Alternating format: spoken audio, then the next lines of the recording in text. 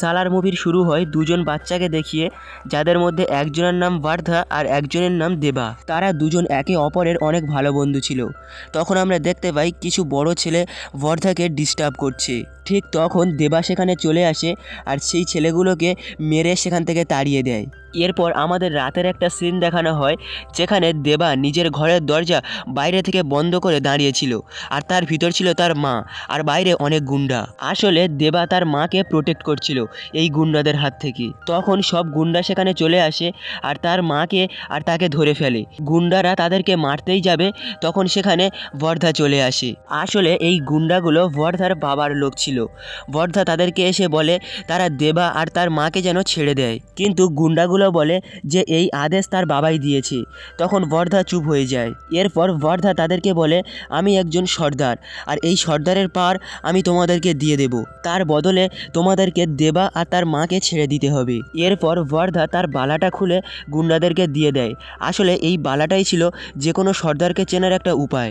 এবার গুন্ডারা পাওয়ারের লোভে দেবা আর তার মাকে ছেড়ে দিয়ে সেখান থেকে চলে যায়। এটা দেখে দেবা অনেক খুশি হয়। তখন বর্ধা তাদেরকে বলে যে তারা যেন খুব তাড়াতাড়ি এই জায়গা ছেড়ে চলে যায়, কারণ আবারও তাদের উপর হামলা হতে পারে। দেবা বর্ধার কথা মেনে নেয় আর তার মা আর সে সেখান থেকে চলে যেতে থাকে। তখন দেবা বর্ধাকে বলে জীবনে যদি কখনো তার প্রয়োজন পড়ে সে যেন তার কাছে গিয়ে বলে। দেবা বর্ধার জন্য সব কিছু করতে পারবে।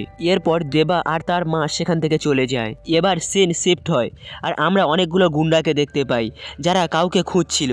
তারা খুঁজতে খুঁজতে শেষ পর্যন্ত তাকে পেয়ে যায়, আর আমরা জানতে পারি তারা যাকে খুঁজছিল সে হলো শ্রুতি হাসান। শ্রুতি হাসানকে খুঁজে পাওয়ার পর তারা তাদের বসকে এই খবর দিয়ে দেয়। আসলে তাদের বস ছিল একজন ভয়ঙ্কর গ্যাংস্টার। তাদের বস তাদেরকে বলে আমরা যাকে মারতে যাচ্ছি শ্রুতি হাসান তারই মেয়ে, মানে আমাদের শত্রু, তাই সে যখন দেশে ফিরবে তাকে তাড়াতাড়ি যেন তারা কিডন্যাপ করে নেয়। যখন এই খবর শ্রুতি হাসানের বাবা পায়, তখন তার বাবা নিউ ইয়র্ক থেকে ইন্ডিয়াতে কাউকে একটা ফোন করে, তাকে বলে যে তার মেয়ে যখন ইন্ডিয়াতে পৌঁছাবে তখন যেন তার মেয়েকে কিডন্যাপ করে একটা লোকের কাছে দিয়ে আসে, কারণ তার কাছেই সে সুরক্ষিত থাকবে।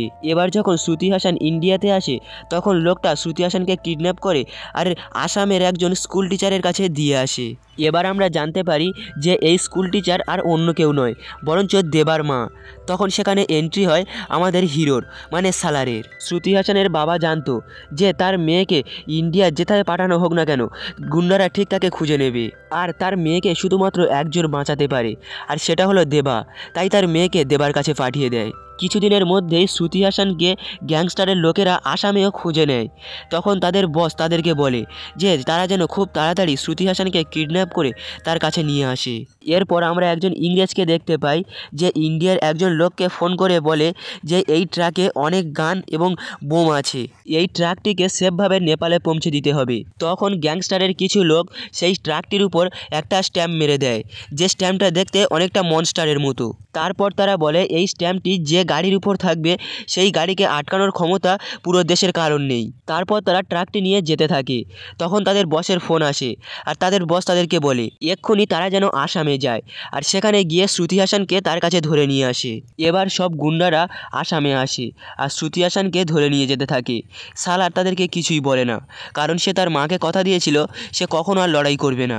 এবার তার মা তাকে বলে যে শ্রুতি হাসানকে বাঁচাতে। তখন সালার সবাইকে তখন মারতে শুরু করে। এবার সালার সেই ট্রাকটিকেও উড়িয়ে দেয় যেটার উপর স্ট্যাম্প মারা ছিল।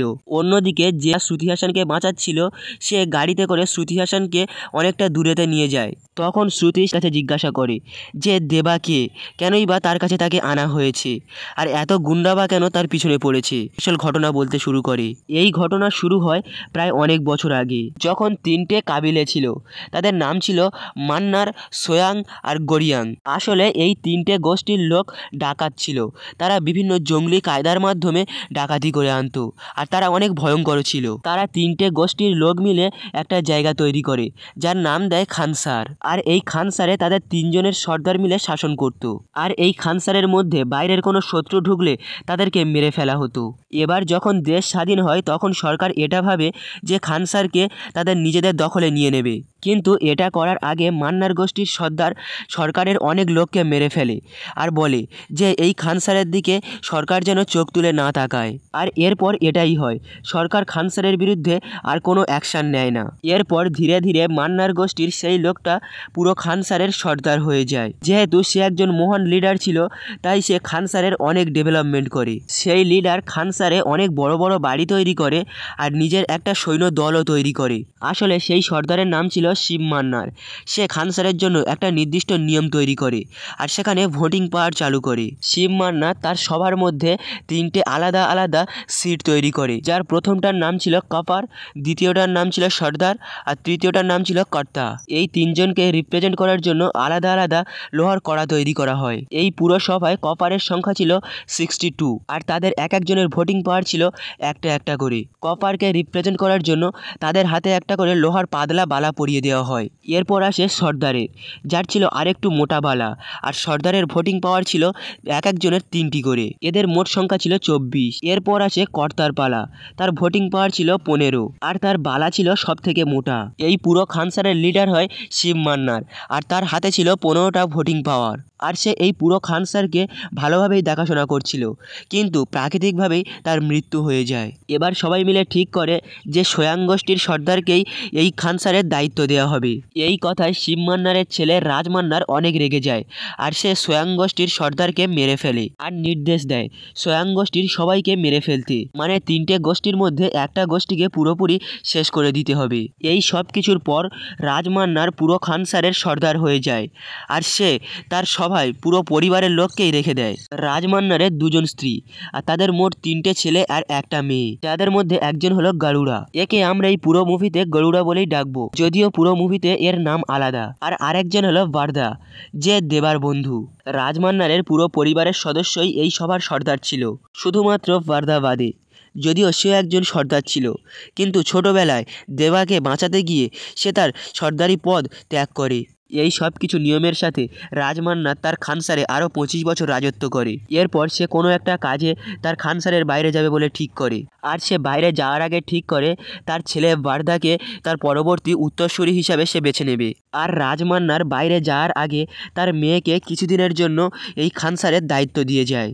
এরপর রাজ মান্নার তার সভায় আসে আর সে তার সভায় এসে এটা ঘোষণা করে যে তার পরবর্তী উত্তরসূরি হিসাবে সে বারদাকে বেছে নিয়েছে আর সে ফিরে এসে বারদাকে তার এই আসনে বসিয়ে দেবে। রাজ মান্নার সেখান থেকে যাওয়ার আগে সেখান থেকে একজন সর্দারকে সরিয়ে বারদাকে সর্দার পদে নিয়োজিত করে। কিন্তু রাজ মান্নারের এই সব কথায় তার বড় ছেলে গারুড়া আর তার জামাইয়ের অনেক হিংসা হয়। তারা সবাই মিলে ঠিক করে যে তারা বারদাকে মেরে ফেলবে, কিন্তু এই কথা রাজ মান্নারের মেয়ে জানতে পারে আর সে বারদাকে বাঁচানোর জন্য একটা মিটিং ডাকে, যেখানে সব সর্দারকে সে জিজ্ঞাসা করে যে কেন তারা বারদাকে মেরে ফেলতে চাচ্ছে। তখন তারা রাজ মান্নারের মেয়েকে বলে যে এটা একটা নিয়ম, যে যার শক্তি যত বেশি সে এই খানসারে রাজত্ব করবে।